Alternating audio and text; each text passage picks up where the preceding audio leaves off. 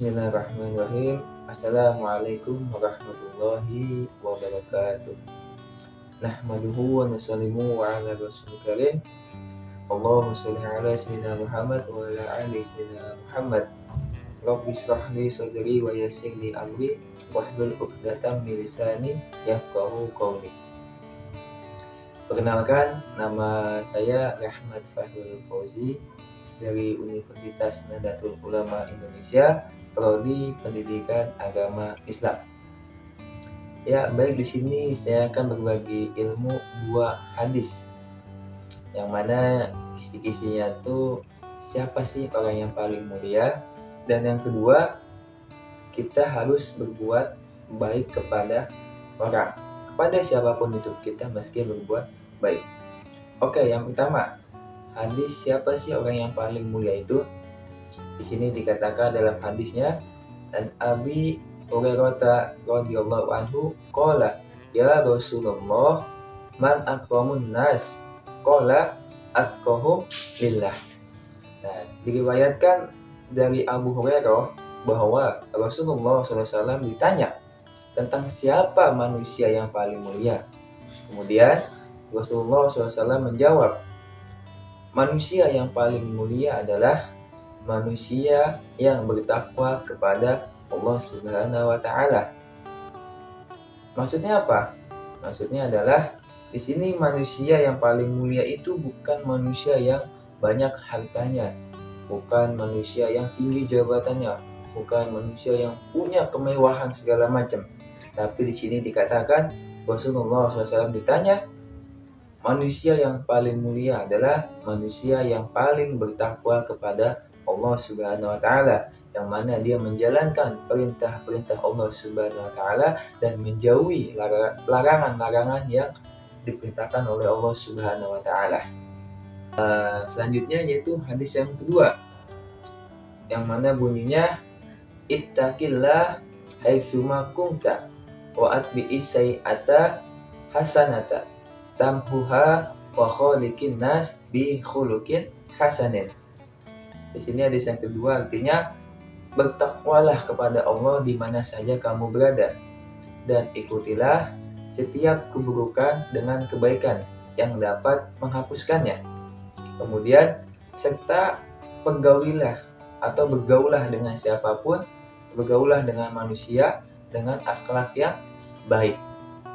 Nah, di sini dijelaskan dalam hadis itu, bertakwalah kepada Allah di mana saja kamu berada. Karena tadi, manusia yang paling mulia adalah manusia yang bertakwa kepada Allah Subhanahu wa taala. Di mana saja kita berada, di suatu tempat atau dimanapun itu, tanamkan kita ini senantiasa dilihat oleh Allah Subhanahu wa taala.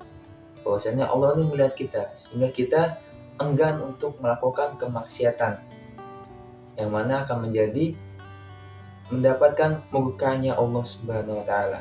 Kemudian yang kedua, ketika kita melakukan keburukan, melakukan kejelekan, senantiasa kita melakukan lagi kebaikan. Supaya apa? Supaya kesalahan-kesalahan atau keburukan yang kita lakukan itu, sehingga nanti Allah akan hapuskan. Jangan sampai di pikiran kita ketika kita melakukan kemaksiatan, melakukan kejelekan, kemudian kita melakukan kebaikan, kita menganggap, percuma saja, saya ini sudah banyak maksiat, saya ini sudah melakukan banyak dosa, mana mungkin Allah terima saya ketika kita melakukan kebaikan. Jangan sampai kita berpikir itu. Tentu ketika kita melakukan kebaikan, Allah justru malah senang. Allah tuh senang melihat hambanya ketika dia melakukan kebaikan-kebaikan, dan kemudian dia menyesali perbuatan-perbuatan yang dosa tadi itu, sehingga pada akhirnya nanti ke depannya dia tidak mengulangi kesalahan-kesalahan yang telah dia lakukan, sehingga hidup dia ini terus berbuat kebaikan sehingga menjadi bertakwa kepada Allah Subhanahu wa taala. Kemudian selanjutnya, serta bergaulah dengan manusia dengan akhlak yang baik, yang mana ketika kita sama yang tua kita menghormati, kepada yang muda kita menyayangi. Jadi kita jangan merasa udah tua, merasa dewasa, ketika melihat yang masih muda, kita nih sombong, kita nih menindasnya. Dan kemudian ketika kita punya ilmu yang tinggi, yang hebat, ketemu sama orang yang ilmunya biasa-biasa saja atau bukan orang yang berilmu, kita merasa sombong. Nah, jangan sampai kita kayak begitu. Jadi tetap kita bergaullah kepada manusia dengan akhlak yang baik. Jadi nanti hubungan sama manusia itu tidak ada kebencian, tidak ada permusuhan, tidak ada berantem dan lain sebagainya. Jadi hubungan sama manusia itu akan baik-baik saja, tentram, damai dan lain sebagainya. Ya, jadi itu saja sedikit penjelasan dari saya dua hadis yang mana tadi dijelaskan siapa orang yang paling mulia. Kemudian selanjutnya ketika kita sudah menjadi orang yang mulia yang disebutkan dalam hadis tadi, yaitu orang yang bertakwa, kita juga tidak lupa harus berbuat baik. Maksudnya kita berakhlak baik kepada manusia, bergaul kepada siapapun kita harus berbuat baik. Ya mungkin itu saja yang bisa saya sampaikan. Kurang lebihnya mohon maaf. Bila ada kata-kata yang salah, mohon dimaafkan.